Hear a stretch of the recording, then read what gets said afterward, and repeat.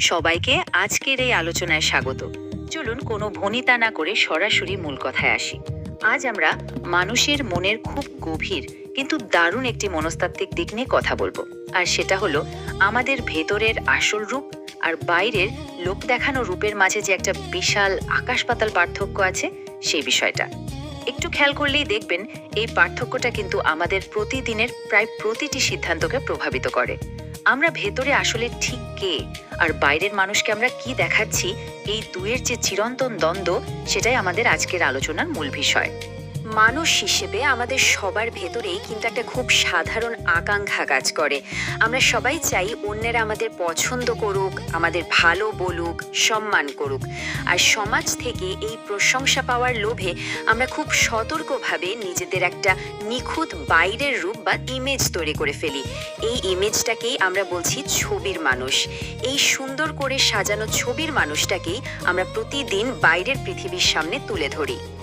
কিন্তু এখানেই আসে সেই সবচেয়ে বড় এবং গভীর প্রশ্নটা।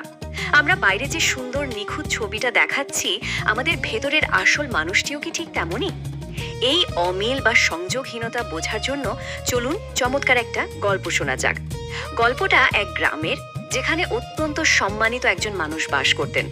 সমাজের চোখে তিনি ছিলেন একেবারে আদর্শের প্রতীক। সেই ব্যক্তির বাইরের রূপটা ছিল দেখার মতো। তার মুখে সবসময় একটা অমলিন হাসি লেগে থাকতো, কথাই ছিল অদ্ভুত মাধুর্য, আর যে কারো বিপদে তিনি সবার আগে ছুটে যেতেন। আমাদের সমাজ ঠিক এই গুণগুলোকে তো একজন নিখুঁত ভালো মানুষ হবার চূড়ান্ত মাপকাঠি হিসেবে ধরে, তাই না?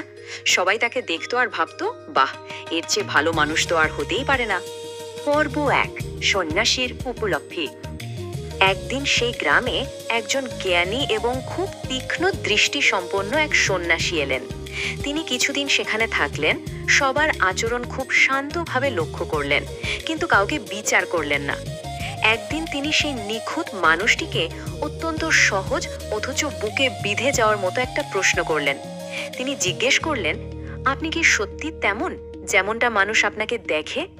ভাবলে অবাক হতে হয়, এই একটা মাত্র প্রশ্ন সেই মানুষটিকে তার জীবনের প্রথমবারের মতো নিজের ভেতরের দিকে তাকাতে বাধ্য করেছিল। সন্ন্যাসীর সেই প্রশ্নের পর ওই নিখুঁত মানুষটি যখন প্রথমবারের মতো নিজের মনের গভীরে তাকালেন, তখন তিনি কি দেখলেন জানেন? তিনি আবিষ্কার করলেন যে তার ওই নিখুঁত বাইরের রূপের ঠিক নিচেই লুকিয়ে আছে রাগ, লোভ এবং হিংসা। হ্যাঁ, ঠিক সেই সাধারণ মানবীয় ত্রুটিগুলো যা আমরা সবাই খুব সযত্নে অন্যের চোখের আড়ালে লুকিয়ে রাখতে চাই। অবশেষে সেই ব্যক্তি বুঝতে পারলেন এবং স্বীকার করলেন যে তিনি আসলে একজন নন, বরং দুজন মানুষ। একজন বাইরের, যাকে সবাই দেখে প্রশংসা করে, আর আরেকজন ভেতরের, যাকে কেউ কখনো দেখে না। এটাই ছিল সেই মুখ্য মুহূর্ত যখন তিনি বুঝতে পারলেন এতদিন ধরে নিখুঁত হওয়ার কত ভারী একটা মুখোশ তিনি বয়ে বেড়াচ্ছিলেন। পর্ব 2, মোহের শিকড়। বৌদ্ধ দর্শন অনুযায়ী আমাদের মন মূলত 3টি বিষ দ্বারা আচ্ছন্ন থাকে। এগুলো হলো লোভ, দেশ মানে ঘৃণা, এবং মোহ। এই 3টি বিষয় মানুষের দেখার ক্ষমতাকে পুরোপুরি মেঘাচ্ছন্ন করে দেয়। আর ঠিক এগুলোর কারণেই আমরা নিজেদের আসল রূপটা কখনো দেখতে পারি না। আমরা ভেতরে যেমন, নিজেকে তেমন ভাবে না দেখে বরং আমরা যেমনটা নই তেমন একটা রূপ বাইরের পৃথিবীকে দেখাতে ব্যস্ত থাকি। এখন আমাদের এই সব মানসিক দ্বন্দ্ব আর কষ্টের আসল কারণটা বোঝা দরকার। আমরা সবসময় আমি নামের একটা ধারণাকে খুব শক্ত করে আঁকড়ে ধরে থাকি। আমরা ভাবি এই আমি বোধহয় খুব স্থায়ী আর অপরিবর্তনীয় কোনো জিনিস। কিন্তু সত্যিটা হলো, আমি কোনো স্থায়ী কিছু নয়। এটি মূলত আমাদের মানসিক ও শারীরিক প্রক্রিয়ার একটা সমষ্টি মাত্র, যা প্রতি মুহূর্তে একটু একটু করে বদলাচ্ছে।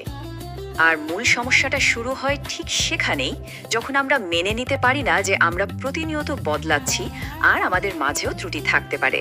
তাই আমরা মরিয়া হয়ে বাইরের পৃথিবীর কাছে নিজেদের একটা মিথ্যা, ত্রুটিহীন এবং স্থির ছবি তুলে ধরতে চাই। এই স্থির ছবিটাকে সব দিক থেকে নিখুঁত রাখতে গিয়েই জন্ম নেয় আমাদের সেই বহুকাঙ্ক্ষিত ছবির মানুষ। পর্ব 3, সত্যের পথে 3 ধাপ। এই মরীচিকা বা বিভ্রম থেকে তাহলে বের হবার উপায় কি?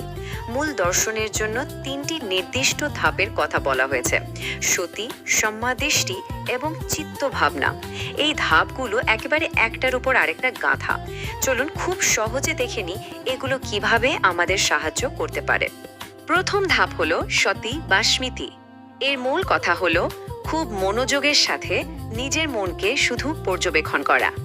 মনে রাগ উঠলে সেটা দেখা, লোভ বা ভয় তৈরি হলে সেটা লক্ষ্য করা, কোনো কিছু জোর করে চেপে রাখা বা লুকিয়ে ফেলার চেষ্টা না করে ভেতরে যা আছে ঠিক তাকে সেভাবেই স্বীকার করে নেওয়া। এটাই হলো সত্যিকারের মননশীলতা। দ্বিতীয় ধাপটি হলো সম্যকদৃষ্টি বা সম্যক দৃষ্টি। এর মানে হলো নিজেকে সঠিকভাবে বোঝা। আমি সবসময় ভালো আর নিখুঁত, এই ক্লান্তিকর আর মিথ্যা ভান থেকে নিজেকে পুরোপুরি মুক্ত করা। নিজের মধ্যে যে দোষ বা ত্রুটি আছে তা নির্দ্বিধায় মেনে নেওয়া। একবার ভাবুন তো, নিখুঁত হওয়ার এই মিথ্যা চাপটা যখন সরে যায় তখন কতটা স্বাধীন আর হালকা অনুভব হয়। তৃতীয় এবং চূড়ান্ত ধাপটি হলো চিত্ত ভাবনা বা মানসিক কর্ষণ। এটি হলো ধ্যানের মাধ্যমে নিজের মনকে গভীরভাবে পরিশুদ্ধ করার প্রক্রিয়া। এর উদ্দেশ্য কিন্তু কেবল বাইরের লোক দেখানো আচরণ পরিবর্তন করা নয়, বরং ভেতর থেকে একটা সত্যিকারের ও খাঁটি রূপান্তর ঘটানো। এখানেই আসল ম্যাজিকটা ঘটে। পর্ব 4, সত্য মানুষ।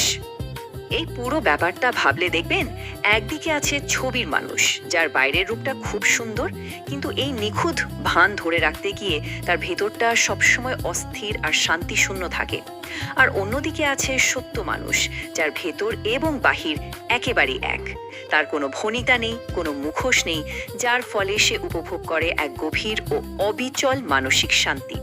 কারণ সত্যিকারের পরিবর্তনের জন্য সবার আগে প্রয়োজন সৎ আত্মসচেতনতা। যেমনটা বলা হয়ে থাকে, যে নিজেকে স্পষ্টভাবে দেখতে পারে সেই নিজেকে পরিবর্তন করতে পারে।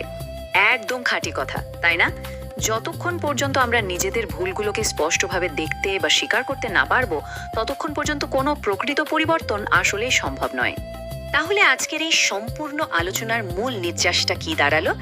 নির্যাস হলো অন্যদের চোখে শুধুমাত্র ভালো দেখানোর এই ক্লান্তিকর চেষ্টাটা আমাদের এবার বাদ দেওয়া উচিত। এর বদলে আমাদের উচিত সত্যিকার অর্থে সত্য মানুষ হওয়ার অনুশীলন করা। আর এই অনুশীলনটা চালিয়ে যেতে হবে ঠিক ততদিন যতদিন না আমাদের ভিতরের অস্তিত্ব আর বাইরের প্রকাশ পুরোপুরি এক বিন্দুতে এসে মিলছে। শেষ করার আগে খুব ধীরে সুস্থে ভাবার মতো একটা প্রশ্ন দিয়ে যাই। আমরা কিভাবে আমাদের এই ছোট্ট জীবনটা কাটাতে চাই? সারা জীবন শুধু একটা সুন্দর করে আঁকা লোক দেখানো ছবি হয়ে, নাকি একজন খাঁটি সত্যিকারের মানুষ হয়ে? উত্তরটা কিন্তু আমাদের প্রত্যেকের নিজের কাছে। আজকের আলোচনা এখানেই শেষ করছি। ভালো থাকবেন আর এই বিষয়টা নিয়ে একটু ভেবে দেখবেন।